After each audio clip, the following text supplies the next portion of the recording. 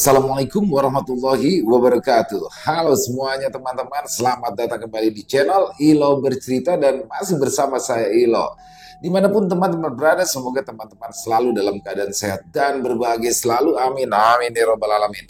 Pada kesempatan yang baik ini, kami akan membawakan satu kisah dari Isyawara Senja. Oh, kisahnya keren banget teman-teman, tapi sebelum kita masuk ke dalam kisahnya, buat teman-teman yang belum subscribe, yuk, diklik dulu dong tombol subscribe-nya, jangan lupa lonceng notifikasinya dinyalakan, agar teman-teman selalu mendapatkan notifikasi dari konten-konten yang akan kami upload di setiap harinya. Untuk channel Ilo Bercerita, kami upload tiap hari teman-teman ya, setiap malam jam 9 malam waktu Indonesia bagian Barat. Dan kami juga ingin mengucapkan terima kasih ya kepada seluruh teman-teman yang sudah selalu hadir, yang sudah selalu setia mendukung kami, karena teman-temanlah kami selalu bertambah bersemangat di setiap harinya. Dan gak pakai berlama-lama lagi, kita langsung saja menuju ke Jawa Tengah.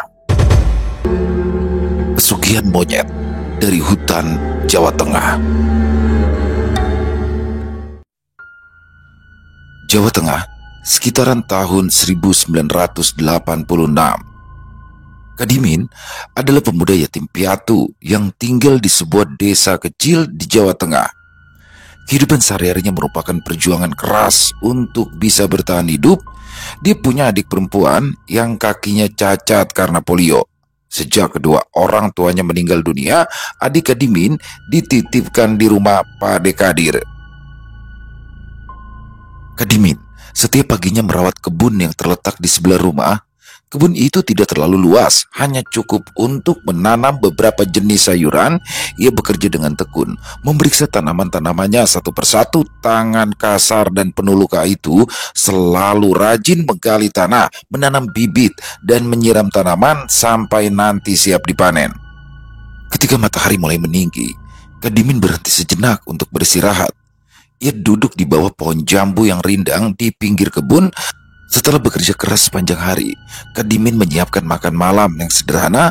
Makan malamnya terdiri dari nasi, kadang berlauk ikan asin bakar, kadang hanya dengan daun singkong rebus. Di dalam kegelapan malam, kadang Kadimin merasakan kesepian, juga rindu pada kedua orang tuanya. Tapi Kadimin hanya bisa terus berharap dan berdoa agar hidupnya akan menjadi sedikit lebih baik setiap hari. Setiap harinya, ia masih bergerak dari satu pekerjaan ke pekerjaan lainnya untuk memenuhi kebutuhan hidupnya. Hasil dari pekerjaan serabutan itu pun tidak banyak, apalagi dia juga harus membaginya dengan Uun, adiknya yang dititipkan di rumah Pak Dekadir. Kadimin akan memperoleh upah lebih banyak jika ia berhasil mendapatkan pekerjaan di kebun milik Juragan Warso, pemilik tanah yang cukup terkenal di desa tersebut.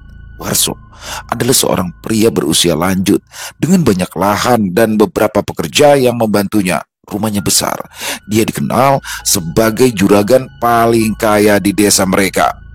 Begitu, Kadimin beruntung karena Juragan Warso butuh tenaga tambahan. Dia sudah tiba di kebun Warso sebelum matahari terbit. Langit masih gelap dan kabut tipis menyelimuti kebun yang luas. Warso sudah berada di kebun memeriksa tanaman sayur sambil memerintahkan beberapa buruh lainnya. Kadimin menyapanya dengan hormat, kemudian segera mulai bekerja. Saat matahari mulai meninggi, pemandangan di kebun kini menjadi lebih jelas. Kadimin terlihat bekerja keras menyiapkan bedeng untuk penanaman bibit baru. Di tengah-tengah pekerjaannya, dia melirik anak gadis Warso yang bernama Asri. Ia gadis cantik berusia sekitar 20 tahunan dengan rambut panjang tergerai, juga memiliki kulit yang cerah. Dia memang sering melintas di kebun, membawa keranjang berisi buah-buahan atau bahan makanan untuk para buruh.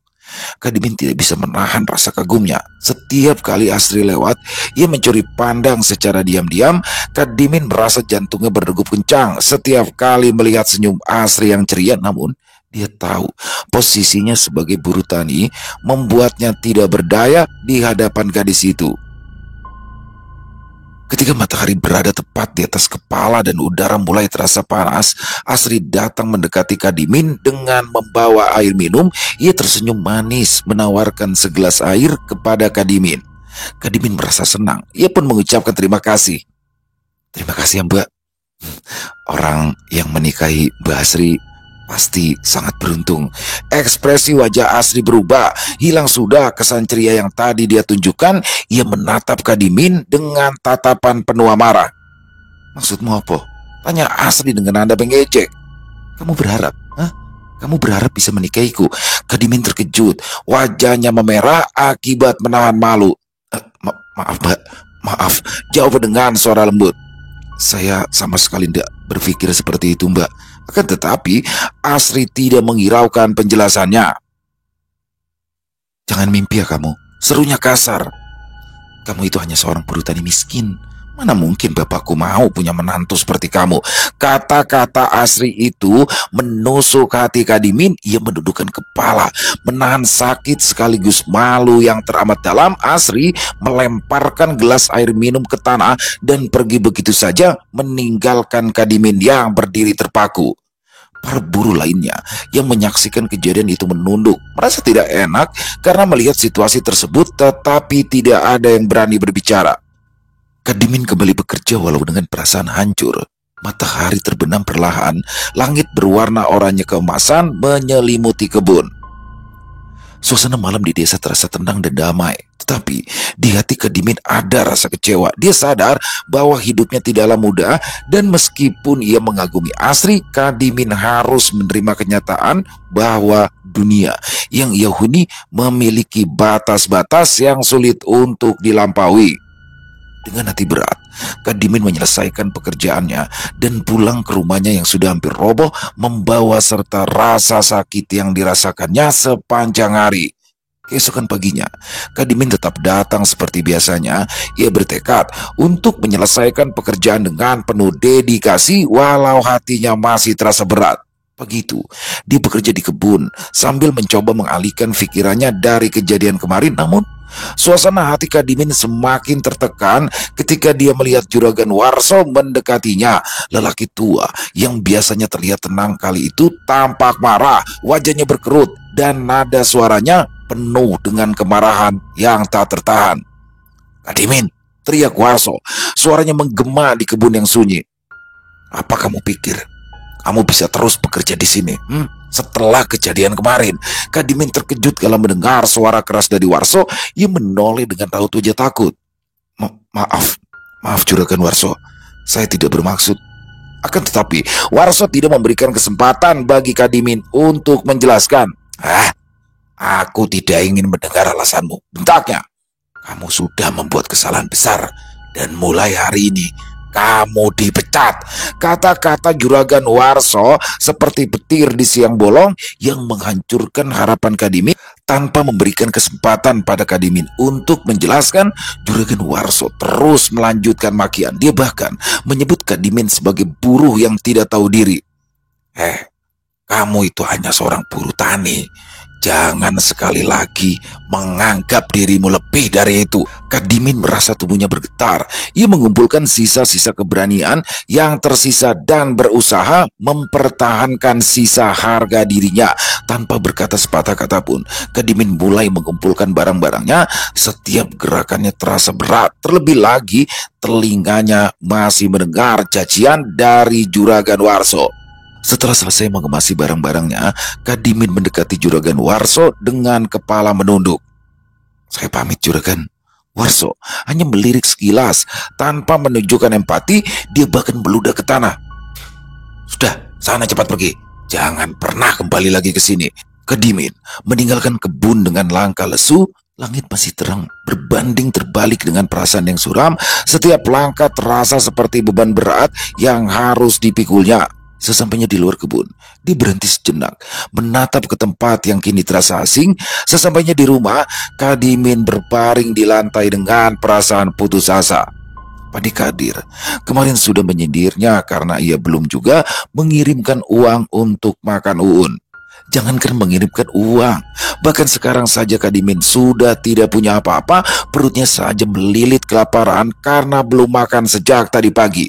Kadimin memandang dapurnya yang kosong. Ia ingat, dia tidak punya beras untuk dimakan. Singkong di samping rumah masih kecil-kecil, percuma dicabut, toh umbinya pasti belum ada. Kadimin melangkah gontai menuju ke hutan di pinggiran desa. Mungkin saja di sana dia bisa menjerat ayam hutan, lumayan hasilnya bisa dijual agar bisa bertahan hidup 1 hari lagi.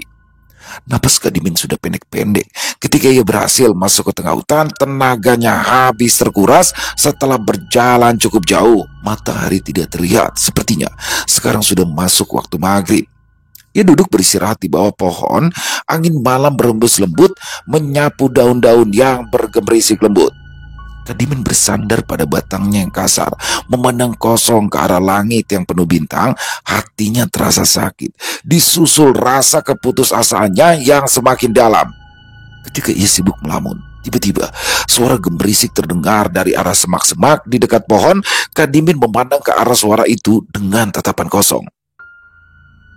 Dari arah kegelapan muncul sosok besar berbulu lebat berukuran besar seperti orang dewasa. Sosok itu memiliki mata tajam juga wajah yang mirip dengan monyet, tetapi dengan tubuh yang jauh lebih besar. Kadimin terkejut. Ia tidak tahu harus berbuat apa. Sosok itu mendekat dengan gerakan lambat seolah-olah tidak ada yang perlu ditakutkan. Dengan suara serak, sosok monyet itu pun mulai berbicara. "Hai manusia yang sedang putus asa, aku melihat kamu sedang dalam kesulitan. Aku bisa membantumu."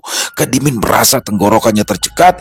Ia memandangi sosok yang ada di hadapannya dengan campuran rasa takut dan kebingungan. Siapa? Siapa kamu?" tanyanya dengan suara gemetar. Kadimin tak habis pikir, bagaimana mungkin seekor monyet bisa berbicara. "Aku penjaga tempat ini," jawab sosok itu. "Dan aku bisa memberikanmu tawaran. Jika kamu mau, aku bisa memberikanmu kekayaan dan kesuksesan sesuai yang kamu inginkan. Tetapi tentu ada harga yang harus dibayar." Kadimin tidak bisa berkata-kata. Matanya tetap terpaku pada sosok besar yang ada di hadapannya. Perlahan tangannya bergerak untuk mencubit pahanya, lalu ia meringis kesakitan. Dia tidak sedang bermimpi, dia tidak juga sedang berhayal. Apa harga yang harus aku bayar?" tanyanya dengan hati-hati. Sosok monyet besar itu lalu tersenyum dengan penuh misteri, memamerkan deretan giginya yang tajam berkilauan. "Kamu hanya harus memberikan hal yang paling berharga darimu, tetapi tidak perlu buru-buru. Aku akan memberikanmu waktu untuk memikirkannya." Saya tidak mengerti. Kadimin menggelengkan kepala. Lawan bicara yang tertawa. Bulu roma Kadimin merebang kala mendengar suara tawa yang bergema di tengah hutan gelap itu. "Kalau kamu setuju dengan tawaranku, besok bawa sesaji lengkap ke tempat ini." Selesai berbicara, sosok itu menghilang seperti asap, meninggalkan Kadimin seorang diri di bawah pohon. Kadimin ceringukan. Dia masih duduk di tempatnya. Akal sehatnya mengingkari apa yang baru saja dia lihat, tapi bulu romanya yang masih berdiri membuktikan jika itu semua bukan mimpi. "Aku bisa jadi orang kaya, dan aku akan bisa membalaskan semua perlakuan Pak Warso serta anaknya," kata Kadimin pada dirinya sendiri. Angin malam berhembus lebih kencang dan daun-daun bergerak terus di atas kepala Kadimin sejurus. Dia merasa tertekan, tetapi sesaat kemudian Kadimin tersenyum lebar. Ya, aku bisa jadi orang paling kaya di sini." Ia bergumam lagi, lalu bersenandung-senang. Kadimin pulang ke rumah. Dilupakannya niat untuk menjerat ayam hutan. Dia punya misi lebih besar untuk kehidupannya di masa depan. Kadimin, setelah ia memutuskan untuk menerima tawaran dari sosok monyet besar menghadapi tantangan besar, namun wajahnya berubah muram lagi ketika ingat jika dia harus menyediakan sesajen lengkap untuk bertemu dengan siluman monyet itu. Jangankan menyiapkan sesajen, perutnya saja masih kelaparan karena tidak ada uang untuk membeli beras. Tidak ada pilihan lain kecuali kembali berutang kepada Pade Kadir. Keesokan harinya, Kadimin berjalan menuju rumah kerabatnya, Pade Kadir. Lelaki parubaya itu dikenal di desa sebagai orang yang tidak banyak bicara, tetapi sangat dihormati karena banyak warga yang berhutang padanya. Rumah Pade Kadir terletak di ujung desa, sebuah bangunan tua dengan dinding kayu yang sudah mulai lapuk. Langit pagi itu cerah, tetapi hati Kadimin terasa berat. Kadimin tiba di depan rumah Pade Kadir dan mengetuk pintu. Beberapa detik kemudian, Pade Kadir membuka pintu dengan wajahnya yang sedikit gusar. Kenapa lama sekali? Mana uang makan Un? Tanyanya dengan nada agak kasar. Kadimin menceritakan segala kesulitan yang tengah dihadapinya setelah Juragan Warso memecatnya sebagai buruh di kebun.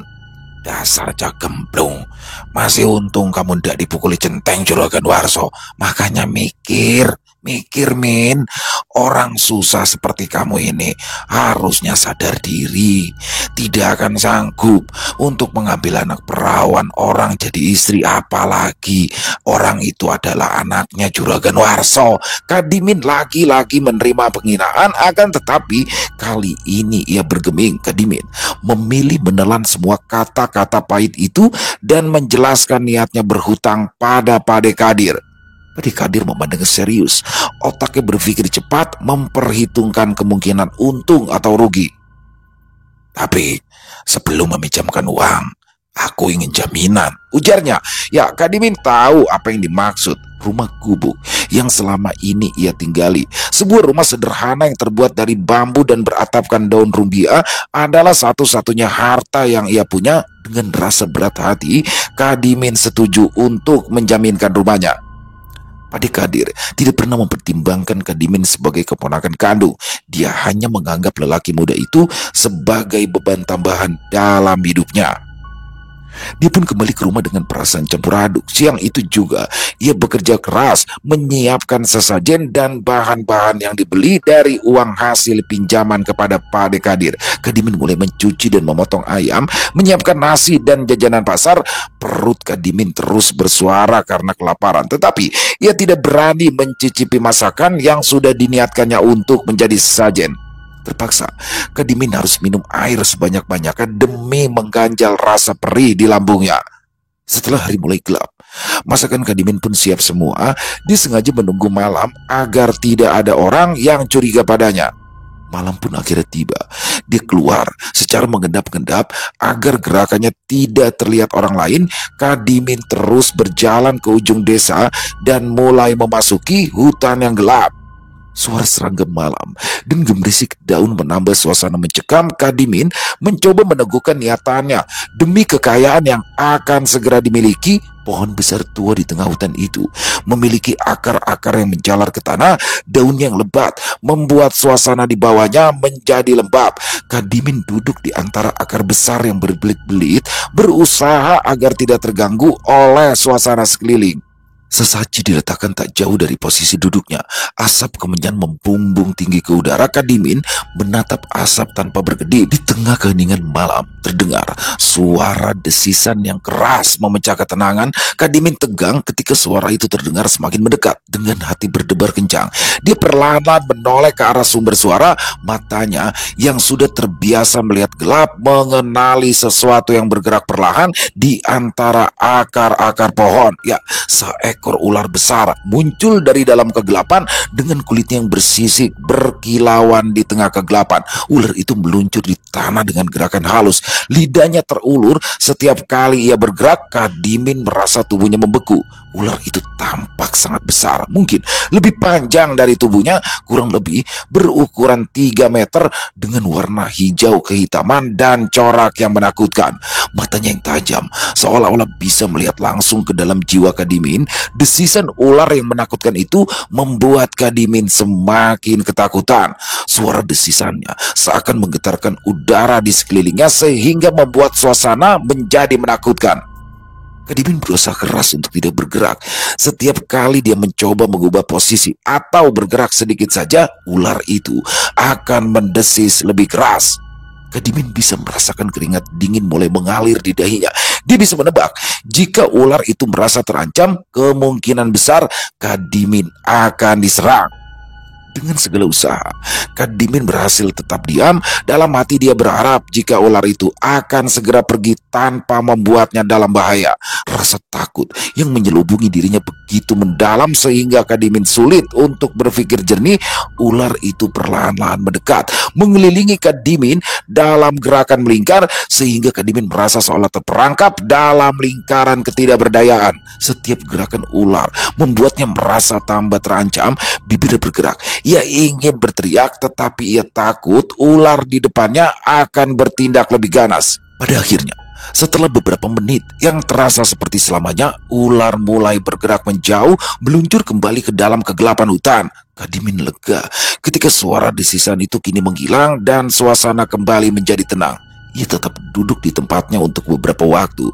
Bajunya yang lusuh kini sudah basah karena keringat, dan saat Kadimin masih duduk terdiam di bawah pohon beringin, tanpa dia sadari, suasana malam berubah menjadi semakin mencekam. Angin yang tadi menusuk kulit kini sudah tidak terasa, berganti dengan rasa gerah, seakan ia berada di dekat api unggun. Kadimin menoleh resah, lalu ia termangu. Di sampingnya berdiri monyet raksasa berbulu hitam tebal dan kasar. Matanya merah menyala saat memandang Kadimin. Kadimin dengan tubuh bergetar dan hati berdebar kencang, berlutut di hadapan monyet raksasa itu, tangannya terlipat pasrah. "Bah," ucap Kadimin dengan suara bergetar, "saya siap bersekutu denganmu. Saya bersedia melakukan apapun yang kamu perintahkan." Monyet raksasa itu berhenti melangkah. Matanya memperhatikan Kadimin penuh perhatian, tatapan yang tajam seolah mampu menembus langsung ke dalam jiwa Kadimin. Kemudian monyet itu mulai berubah. Tubuhnya yang besar berbulu kini berubah menjadi sosok laki-laki tua dengan janggut putih panjang dan wajah yang penuh keriput. "Kamu telah menunjukkan kesungguhan dan tekadmu," katanya dengan suara yang berat penuh wibawa. "Aku akan memberikanmu apa yang kamu inginkan, kekayaan dan kemakmuran. Tapi masih ada satu syarat lagi yang harus kamu penuhi." Kadimin menatap laki-laki tua itu dengan rasa takut dan antisipasi. Dia kira dirinya hanya harus menyiapkan sesajen di malam-malam tertentu. "Apa syaratnya, Mbah?" tanyanya. Hampir tidak bisa menahan rasa cemas yang semakin mendalam. Laki-laki tua itu tersenyum dengan mata bersinar jelas. "Kamu harus memberikan tumbal sebagai imbalan untuk kekayaan yang kamu inginkan. Dan tumbal itu harus sesuatu yang berharga bagimu." Kadimin terkejut kala mendengar syarat tersebut, tetapi karena sudah merasa terjebak dalam situasi yang sangat mendesak, dia merasa tidak ada pilihan lain. Dia tahu sejak awal bahwa dengan menerima tawaran itu berarti dia harus siap dengan berbagai konsekuensinya. Lagi pula, dia sudah sampai di titik ini. Kadimin sudah tidak bisa mundur lagi. "Baik, Mbah," jawab Kadimin dengan nada putus asa. "Saya bersedia menerima persyaratan itu, Mbah. Saya akan memberikan apa yang Mbah minta." Laki-laki tua itu mengangguk, kemudian terbahak-bahak puas seolah mengerti keputusan yang diambil Kadimin. "Kamu telah membuat keputusan yang berat. Sekarang persiapkan dirimu untuk menerima kekayaan yang sudah aku janjikan." Selesai berbicara, laki-laki tua itu lalu menghilang dalam kegelapan malam, meninggalkan Kadimin seorang diri di bawah pohon. Kadimin tetap berlutut di tempatnya. Sesaat ia merasakan penyesalan atas keputusan yang baru saja diambil. Suasana malam yang dingin semakin menekan pikiran dan emosinya. Dengan perasaan campur aduk, Kadimin menatap ke arah laki-laki tua itu menghilang. "Apa boleh buat? Sepertinya Mbah itu menginginkan nyawaku. Biarlah, aku sudah cukup puas jika berhasil membalas semua penghinaan Pak Warso. Tidak apa-apa kalau setelah itu aku mati." Kadimin mengira jika siluman monyet yang baru saja menjanjikan kekayaan padanya itu hanya menginginkan nyawanya. Kadimin rela asal sebelum mati dia bisa menikmati semua harta kekayaan tersebut. Dan tidak lama kemudian ia berjalan pulang. Langkahnya lemas ketika ia berjalan keluar hutan. Rumah pertama yang dilihatnya adalah rumah Pak Dekadir. Mata Kadimin mulai berkunang-kunang karena kelaparan, tetapi dia masih bisa melihat keramaian di sana. Ya, rumah Pak Dekadir yang biasanya sepi itu kini dipenuhi dengan banyak orang. Suara tangisan dan bisikan mengisi udara malam. Lampu minyak dan obor-obor dinyalakan di luar rumah. Kadimin merasa gelisah saat mendekat. Firasatnya mengatakan jika sesuatu yang buruk telah terjadi. Saat dia sampai di depan rumah, seorang wanita yang sedang berdiri di ambang pintu melirik Kadimin dengan mata penuh simpati. Kadimin mendekati wanita tersebut dengan hati bergetar. "Budi, apa yang terjadi, Budi?" tanyanya dengan suara penuh kecemasan. "Mengapa banyak orang di sini?" Wanita itu menatap Kadimin dengan mata penuh air mata dan menghela nafas panjang sebelum ia berbicara. "Kadimin," katanya dengan suara penuh kesedihan, "adikmu Uun meninggal dunia. Dia baru saja meninggal malam ini." Kadimin merasa tubuhnya seolah seperti disambar petir. Berita itu menghantamnya dengan keras, membuatnya hampir kehilangan keseimbangan. Kakinya terasa lemas. Dia bisa merasakan gelombang kesedihan yang menyapu seluruh tubuhnya. Tidak, tidak mungkin, kata Kadimin dengan suara serak. "Itu tidak mungkin. Aku baru saja tadi sedang menengok Uun dan dia baik-baik saja." Tanpa bisa menahan rasa sakit, Kadimin menerobos masuk ke dalam rumah Pade Kadir. Di dalam suasana penuh duka yang menyelimuti ruangan, keluarga juga tetangga berkumpul di sekeliling tengah ruangan. Di sana Uun terbaring dengan wajah pucat, kain jarik batik sudah menyelimuti seluruh tubuhnya. Kadimin mendekat dengan perlahan. Setiap langkahnya terasa begitu berat melihat Uun terbaring diam. Hati Kadimin pun hancur berkeping-keping. Air mata mengalir di pipinya tanpa bisa ditahan. Ia berlutut di samping Uun, memegang tangan adiknya yang mulai dingin. "Dek, maafkan aku, Dek," bisik dengan penuh kesedihan. Budi Kadir menepuk bahu Kadimin. Hanya dialah satu-satunya kerabat yang ikut bersedih karena Uun meninggal dunia. Sedangkan Pade Kadir justru menggerutu tanpa henti. Dia sibuk memikirkan biaya yang harus dikeluarkannya untuk pemakaman dan juga untuk tahlilan Uun. "Pade, jual saja semua tanahku. Pakai uangnya untuk biaya pemakaman Uun." Kadimin mengepalkan kedua tangannya menjadi tinju. "Leh, jangan gegabah. Kalau sampai tanahmu dijual, kamu nanti mau kerja apa?" tegur Bude Kadir. Kadimin tidak menoleh ke arah budenya. Ia malu kalau perempuan baik hati itu melihat perasaan bersalah di matanya. Pemahaman mulai terbentuk di pikirannya. Kadimin baru sadar kalau Uun, adiknya itulah yang dimaksud oleh siluman monyet itu sebagai barang berharga yang harus ditumbalkannya untuk mendapatkan kekayaan. Dia berdiri dengan susah payah. "Sisanya ambil saja untuk Pade. Anggap itu semua sebagai balas budi karena Pade sudah menjaga Uun selama ini." Gerakannya goyah. Dia terjatuh lalu pingsan tak sadarkan diri. Perutnya yang lapar ditambah himpitan rasa bersalah membuat Kadimin kehilangan kesadarannya. Setelah kejadian itu, Kadimin memutuskan untuk pergi meninggalkan desa. Ia merantau keluar pulau. Semua yang ia kerjakan pun selalu saja membuahkan hasil. Kadimin tidak pernah merugi. Usaha apa saja yang dipegang Kadimin selalu sukses. Uangnya berlimpah sehingga ia bisa memiliki semua yang diinginkannya. Setelah 1 tahun, Kadimin memutuskan untuk pulang kampung. Sekarang dia sudah menjadi kaya raya dan waktunya membalas seluruh penghinaan yang ia terima di masa lalu. Pada pagi yang cerah, Kadimin melangkah masuk ke desanya penuh percaya diri. Ia mengenakan setelan jas rapi berwarna hitam dengan dasi yang melengkapi penampilannya. Jasnya tampak mahal dan didesain khusus, sedangkan sepatu kulit hitamnya berkilauan dalam sinar matahari. Dia juga mengenakan jam tangan emas yang bersinar di pergelangan tangannya. Ketika Kadimin memasuki desa, para penduduk di sana menatapnya penuh kekaguman. Mereka bisa mengenalinya dengan mudah, tetapi tidak pernah menyangka kalau Kadimin pulang dengan penampilan seperti orang kantoran. Mobil yang mengkilap yang dikendarai Kadimin semakin meyakinkan mereka kalau pemuda miskin itu hidup sukses. Mobil Kadimin terus menuju ke arah pemakaman, di mana makam Uun adiknya terletak. Jalan menuju pemakaman dikelilingi oleh pepohonan hijau yang memberikan suasana tenang. Perasaan Kadimin campur aduk saat ia mulai mendekati tempat itu. Meskipun ia memiliki kekayaan dan juga kesuksesan, dia tidak pernah bisa melupakan kehilangan adiknya. Sesampainya di pemakaman, Kadimin pun langsung menuju ke makam Uun. Makam itu bersih, tidak ada rumput yang tumbuh di sekitarannya. Kadimin tahu pasti Budi Kadirlah orang yang rutin datang untuk merawat makam Uun. Perasaan Kadimin sedikit hangat karena setidaknya masih ada orang yang peduli pada adiknya yang kini telah tiada.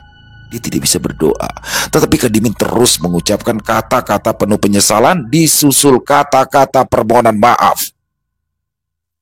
Hanya pada Uunlah dia bisa bersikap lemah. Setelah ini, Kadimin akan mengubur dalam-dalam semua perasaannya. Saat matahari mulai condong ke arah barat, Kadimin berdiri perlahan. Dia menatap makam Uun sekali lagi sebelum akhirnya berpaling lalu berjalan menjauh. "Pade, aku mau membeli rumahku yang dulu." Kadimin tidak berbasa-basi lagi ketika ia berhadapan dengan Pade Kadir. Pade Kadir ternganga kala melihat penampilan ponakannya yang seperti orang kota Tulen itu. Ia melirik ke arah mobil sedan yang dikendarai Kadimin lalu meneguk ludah karena merasa iri. "Wah, harga tanahnya sekarang itu tambah tinggi, Toleh. Berapa? Aku sanggup bayar berapapun harganya, Pade." Kadimin mengambil tas koper untuk memperlihatkan uang yang kini dimilikinya. "Min, kenapa kamu harus membeli rumahmu yang dulu? Tempatnya itu sepi. Lebih baik kamu beli rumah di kota saja. Lalu kamu cari istri di sana," sergap Bude Kadir. "Di kota itu perempuannya cantik-cantik loh. Mereka tidak pernah panas-panasan kena sinar matahari." Hush, Pade Kadir melotot pada istrinya. Lelaki itu jelas lebih suka jika keponakannya tinggal di kampung agar lebih dekat dengannya. Pada akhirnya, Kadimin memang membeli tanah dan juga rumahnya yang dia tinggalkan dahulu. Hari itu juga, dia memperkerjakan banyak orang untuk membangun rumah 2 lantai di sana. Setelah kembali ke desanya, dengan segala kekayaan yang melimpah, Kadimin memutuskan untuk menetap dan menjalani kehidupan yang baru. Akan tetapi, jalan hidupnya memang sudah berubah drastis. Dia mengambil langkah yang mengejutkan banyak orang. Berbekal dengan kekayaan yang dimilikinya, Kadimin memulai usahanya sebagai seorang rentenir. Ia meminjamkan uang kepada para petani dan juga penduduk desa dengan bunga yang sangat tinggi. Dalam waktu singkat, banyak dari warga desa termasuk Juragan Warso jatuh miskin akibat hutang yang tidak bisa ia bayar. Rumah Juragan Warso yang dulunya megah kini jadi terbengkalai. Semak dan rumput liar yang tumbuh di halaman rumah menggambarkan betapa hancurnya keadaan mereka. Pak Warso yang dulunya dikenal sebagai juragan kaya sekarang terpuruk jatuh. Dia menghabiskan hari-harinya dengan kesedihan karena melihat harta kebanggaannya lenyap dalam sekejap. Keberadaan Kadimin dengan segala kekayaan dan kekuatan barunya semakin memperburuk situasi bagi banyak orang di desa. Juragan Warso terbelit hutang pada Kadimin karena seluruh hasil kebunnya rusak dimakan monyet. Apa saja yang ditanam selalu habis berantakan keesokan harinya. Kadimin di sini memanfaatkan kejatuhan Warso dengan memaksanya menikahkan Asri dengan dirinya. Permintaan Kadimin kali ini langsung diterima dengan senang hati. Juragan Warso berpikir menikahkan Asri dengan Kadimin adalah sebuah solusi yang sempurna. Semua hutangnya lunas dan dia juga akan menjadi mertua dari orang yang paling kaya di desa mereka. Dia tidak pernah menduga semua hanya akan memberikan penderitaan bagi Asri. Sejak awal pernikahan, Kadimin menunjukkan sikap yang sangat berbeda dari yang diharapkan Asri. Meskipun ia mengaku mencintai Asri, kenyataannya ia sering menyakiti hati istrinya itu dengan tindakan dan juga kata-kata kasar. Setiap harinya, Kadimin menghabiskan waktu di luar rumah, berurusan dengan urusan bisnis dan mengumpulkan pembayaran hutang dari para warga desa. Ketika dia pulang ke rumah, suasana di dalam rumahnya selalu penuh ketegangan. Asri sudah berusaha keras untuk menyenangkan hati suaminya, tetapi seringkali usahanya menjadi sia-sia. Kadimin tidak pernah puas. Seringkali ia mencela Asri dengan kata-kata yang menyakitkan. Kadimin juga tidak segan main tangan. Suatu malam, setelah melewati hari yang cukup melelahkan dalam mengurus bisnis, Kadimin pulang ke rumah dengan suasana hati yang buruk. Ia memasuki rumah dengan langkah berat. Ia langsung menuju ruang makan di mana Asri telah menunggunya. Perempuan cantik yang telah menyiapkan hidangan dengan penuh perhatian itu berdiri cemas di samping meja Kadimin, mencicipi hidangan di meja dan mulai mengkritik setiap detailnya. "Kenapa makanan yang ini begitu hambar?" ujarnya kasar. "Apa kamu tidak tahu? Apa kamu tidak tahu bagaimana caranya memasak yang benar? Tidak ada yang sesuai dengan seleraku." Asri menunduk, berusaha menahan air mata yang mulai menggenang di matanya. "Maaf mas," jawabnya pelan. "Aku sudah berusaha memasak sesuai seleramu." Akan tetapi Kadimin tidak mendengarkan. Ia semakin marah lalu melontarkan kata-kata tajam. Masih tidak puas memaki Asri, dia menampar pipi istrinya itu dengan keras. Wajah Asri bengkak karena kuatnya tenaga yang dikeluarkan Kadimin. Asri terisak, tetapi ia tidak berani melawannya. Setiap malam, suasana rumah mereka selalu saja dipenuhi dengan ketegangan. Asri tertekan karena merasa tidak dihargai, tetapi dia tetap berusaha bertahan demi kedua orang tuanya.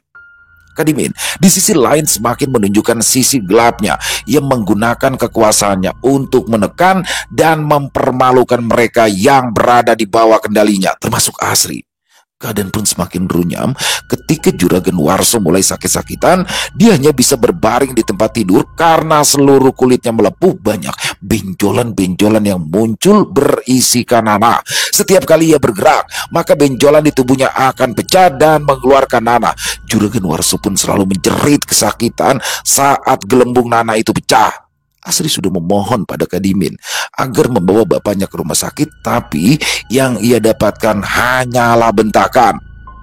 6 bulan menderita penyakit aneh. Pada akhirnya Pak Warso meninggal dunia. Saat dimandikan, semua benjolan itu pecah dan berbau busuk. Ternyata istri dari Juragan Warso juga terserang penyakit yang sama. Perempuan ringkih itu tidak bertahan lama seperti suaminya. Dia hanya sakit beberapa minggu sebelum pada akhirnya menyusul sang suami. Asri menatap getir adiknya. Saat prosesi pemakaman sang ibu, dia bisa melihat adiknya pun kini menderita penyakit yang sama. "Aku mau bawa adikku ke rumah sakit ya mas." Asri meminta izin pada suaminya. Kadimin mendengus. "Berangkat saja sana, tapi jangan harap minta uangku." Asri gemetar. "Aku tidak punya uang mas." Kadimin tertawa terbahak-bahak. Ia pergi dari rumah tanpa meninggalkan uang untuk Asri. Pesannya sudah jelas. Dia tidak ingin membiayai pengobatan adik iparnya. Asri menangis histeris ketika setahun kemudian adiknya meninggal dunia. Pemuda itu meninggal setelah mengalami penderitaan panjang. "Aku mau cerai," pintanya pada Kadimin. Setelah ia memakamkan adiknya, Kadimin pun tidak peduli. Hari itu juga dia langsung mengganti kunci rumah dan mengurung Asri. Dia juga menyuruh pembantunya untuk terus menjaga Asri. Pukuli saja kalau dia mau kabur. Dia berpesan begitu pada pembantunya. Asri terbelalak kala mendengar ucapan suaminya. Dia protes, tetapi Kadimin sudah terlanjur pergi. Lelaki itu lalu berhenti di rumah Pade Kadir. "Pade mana?" "Ada di dalam," sahut Bude Kadir. Pade Kadir yang sekarang senang melihat keponakannya menjadi kaya raya segera menyambut kedatangan Kadimin dengan senang hati. "Bu, buatkan kopi satu lagi buat ponakan kesayanganku loh bu." Istrinya pun masuk ke dapur untuk membuatkan kopi sementara Pade Kadir terus berbicara pada Kadimin. Pade Kadir terlalu asyik mengobrol sehingga ia pun tidak menyadari tangan Kadimin membubuhkan serbuk putih ke dalam kopinya. Kadimin tersenyum tenang seakan tidak terjadi apa-apa. Bahkan sesekali dia menyaut saat Pade Kadir menunggu jawabannya. Siluman monyet, sesembahan Kadimin, sudah menjelaskan jika ia akan butuh tumbal setiap tahunnya agar usaha lelaki itu semakin lancar. Kadimin hanya perlu menaburkan abu dupa pada makanan atau minuman pada calon tumbal. Setelah itu, siluman monyetlah yang akan mengerjakan sisanya. Apa yang dijanjikan oleh monyet itu memang benar adanya. Kadimin tidak pernah meragukan semua yang dijanjikan padanya. Kadimin hanyut dalam obrolan dengan Pade Kadir sehingga ia tidak menyadari ada sepasang mata yang mengintip dari celah jendela. Orang itu melihat dengan jelas semua yang dilakukan oleh Kadimin pada kopi Pade Kadir. Setelah puas menyaksikan apa yang dia lihat, perempuan itu berlari pulang.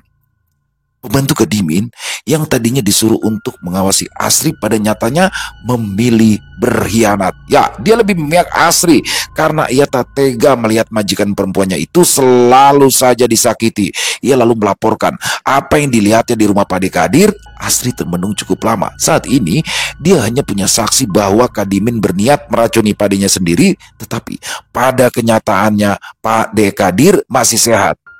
Kita tunggu saja. Asri mengambil keputusan untuk melihat perkembangan situasi. Akan tetapi, Asri tidak perlu menunggu lama. Beberapa hari kemudian, ia mendengar kabar jika Pade Kadir mengalami penyakit yang sama persis seperti Juragan Warso dan juga anak istrinya. Asri meminta tolong pada pembantunya untuk menyebarkan desas-desus mengenai perbuatan Kadimin. Dia juga menambahkan kalau Kadimin selama ini sering membawa sesaji ke dalam hutan yang ada di ujung desa.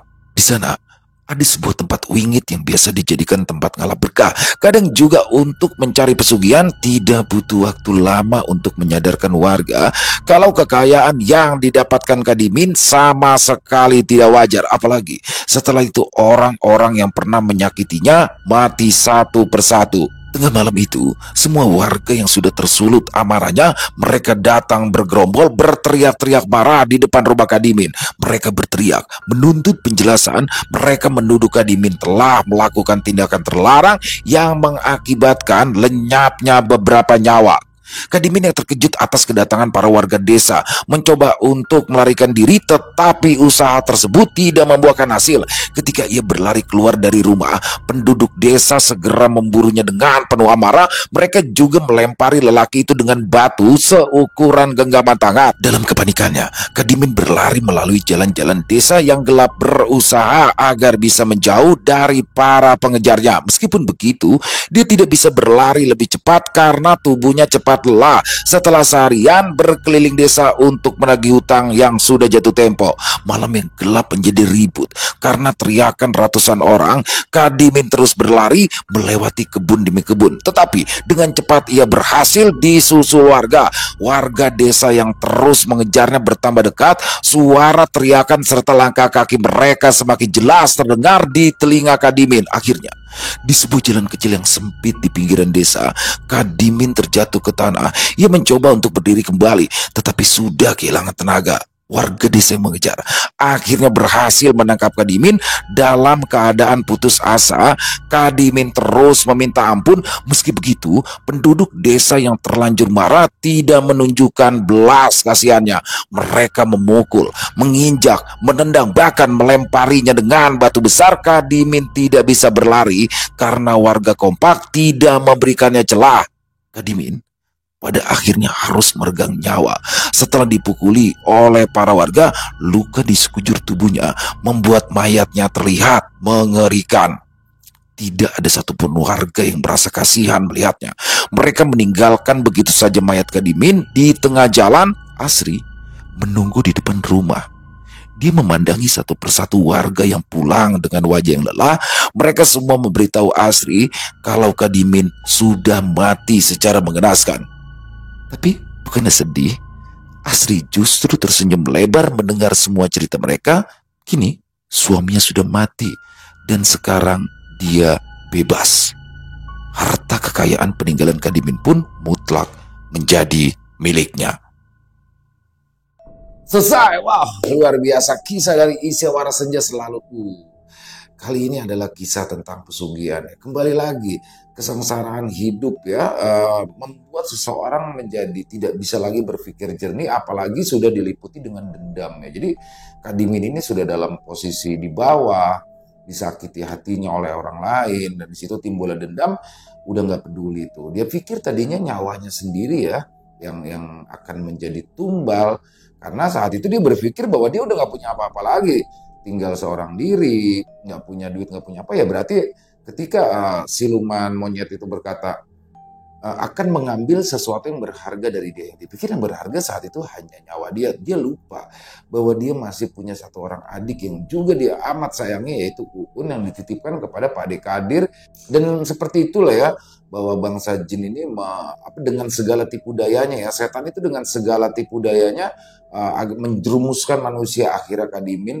Tapi ya kebalas juga sih dendamnya, dan sesuai dengan ucapan dia bahwa dia rela mengorbankan nyawanya asalkan semua dendamnya terbalas. Semua dendam dia terhadap Juragan Warso terbalas dan terhadap Asri terbalas. Tapi endingnya ini wow banget ya, bagaimana Asri pada akhirnya justru dia menjadi pihak yang paling diuntungkan. Dia juga kan gak terlibat ya dalam pesugihan itu. Dan Pak Dekadir harus menerima juga setelah Juragan Warso, istrinya, anak Juragan Warso, dan terakhir Pak Dekadir itu harus menerima semua. Intinya di dalam kisah ini sih, kalau saya coba membuat kesimpulan ya, bahwa seluruh orang yang telah berbuat jahat ya selesai. Kalau Asri sih menurut saya itu tidak jahat ya, ketika dia seorang perempuan kan mungkin merasa apa ya, merasa tersinggung ketika dikatakan beruntung ya istrinya. Menurut saya sih lebih ke situ, tapi overall kisahnya keren banget kisahnya, dan banyak sekali hikmah yang bisa kita ambil dalam kisah barusan. Yang jelas jangan pernahlah kita terpikir untuk sesuatu yang instan, apalagi dengan cara menyekutukan Tuhan. Nauzubillah min dzalik. Jangan sampai, semoga kita semua dijauhkan dari itu semua. Dan untuk Isyawara Senja, kisahnya luar biasa. Ditunggu lagi ya kisah-kisah selanjutnya dari Isyawara Senja. Dan semoga teman-teman para pecinta penikmat horor misteri terhibur dengan kisah barusan. Silakan buat yang punya komentar lain bisa menuliskannya di dalam kolom komentar, ataupun hanya sekedar saling menyapa. Insya Allah kami akan menjawabnya satu persatu. Buat yang suka dengan kisah barusan, bisa diklik tombol like, tombol jempolnya, boleh juga dong di-share link videonya ke teman-teman yang lain agar juga ikut merasa terhibur. Dan buat teman-teman yang mungkin baru bergabung atau sudah lama bergabung tapi lupa belum subscribe, diklik tombol subscribe, jangan lupa lonceng notifikasinya dinyalakan agar teman-teman selalu mendapatkan notifikasi dari konten-konten yang akan kami upload selanjutnya. Untuk channel Ilo Bercerita kami upload setiap hari, setiap malam ya teman-teman ya. Setiap jam 9 malam waktu Indonesia bagian Barat atau jam 21.00 waktu Indonesia bagian Barat. Oh ya, buat teman-teman mungkin yang punya kisah horor misteri ya, yang apabila mungkin berkenan dibawakan di channel kami, silakan bisa mengirimkannya ke nomor telepon kami yang ada di sini. Dan bebas, dalam bentuk audio boleh, dalam bentuk tulisan boleh. Pokoknya senyamannya teman-teman aja. Buat teman-teman yang sudah mengirimkan kisah, kami ucapkan terima kasih. Dan di akhir kata, saya Ila mengucapkan permohonan maaf apabila mungkin dalam pembawaan kisahnya barusan ada kata-kata saya yang salah, ataupun ada kata-kata saya yang kurang berkenan. Saya mohon dibukakan pintu maaf yang seluas-luasnya. Sampai berjumpa lagi di konten-konten kami selanjutnya yang pasti tidak kalah serunya, yang pasti tidak kalah horornya. Masih bersama saya Ilo di channel Ilo Bercerita. Salam sehat, sukses selalu untuk kita semua. Wassalamualaikum warahmatullahi wabarakatuh.